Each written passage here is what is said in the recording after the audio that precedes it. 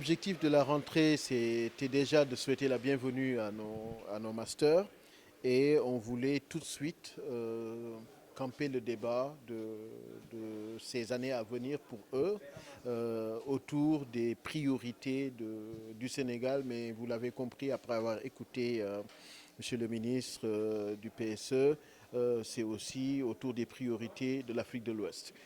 Nous avons eu la chance d'avoir l'inventaire déjà d'une méthodologie qui est une méthodologie de second et troisième cycle, et donc bénéfique pour nos masters et qui nous a permis de leur montrer dans une logique de développement, d'émergence, la convergence qu'il y a entre les spécialités des masters que nous offrons aujourd'hui à l'IAM.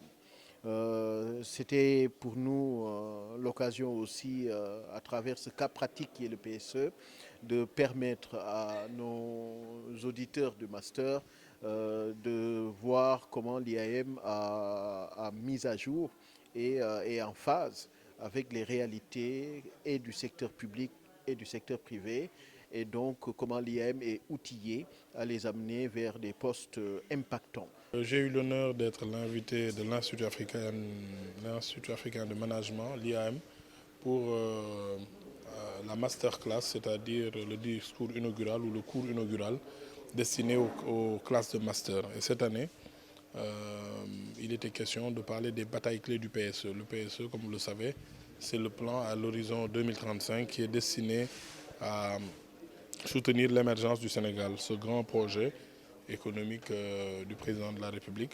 Et il fallait expliquer la méthodologie, les principes d'action, les objectifs, et puis aussi décliner quel était l'impact dans notre vie de tous les jours, mais dans les secteurs d'activité aux étudiants, et leur permettre de savoir un peu comment cette méthodologie aussi pouvait être empruntée dans leur vie de tous les jours, parce que dans la vie, comme on dit, il faut savoir planifier et prioriser ses actions. Traditionnellement, on connaît l'IAM sur la totalité des spécialisations qui permettent à une entreprise d'atteindre la performance. Mais aujourd'hui, la vraie question, c'est quelles sont les évolutions de ces spécialisations-là. Donc si on prend l'exemple de la finance, on se rend compte, et on en a parlé lors de cette masterclass, de comment est-ce que la technologie va impacter les enseignements autour de ces filières-là, de ces spécialisations-là.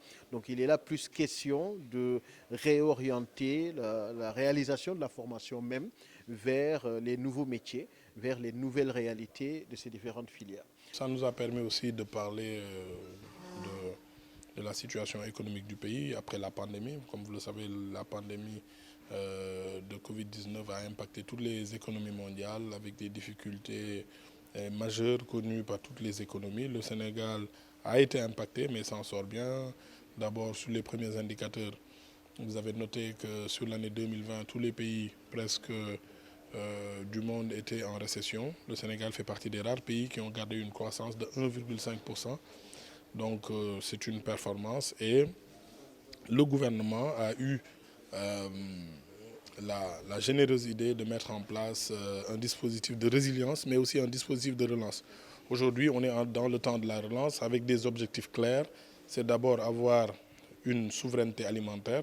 Donc c'est l'élément fondamental, c'est de voir comment est-ce que nous proposons aujourd'hui à nos étudiants, que ce soit en licence, comme en master, comme en troisième cycle, en MBA, des orientations, des outils et surtout un réseau de professionnels qui va interagir avec eux. Nous remercions au passage les professeurs qui étaient là, en plus du professeur du jour, pour pouvoir donner les moyens à chaque étudiant en master de se projeter, mais de se projeter en fonction des objectifs du pays, des objectifs du continent, et en se donnant les moyens d'avoir des outils adaptés aux réalités nouvelles de notre environnement. Quand il y a des situations comme ça, il est difficile de nourrir ces populations. Donc, pour ne pas que des situations comme ça se répètent, des politiques publiques sont orientées vers l'autonomie alimentaire du Sénégal, mais aussi l'autonomie médicale avec tous ces investissements dans les hôpitaux, et l'autonomie pharmaceutique. Nous l'avons vu sur les vaccins. Beaucoup de pays ont été contraints d'attendre que les grands pays vaccinent leur population avant de pouvoir nous mettre à disposition ces vaccins.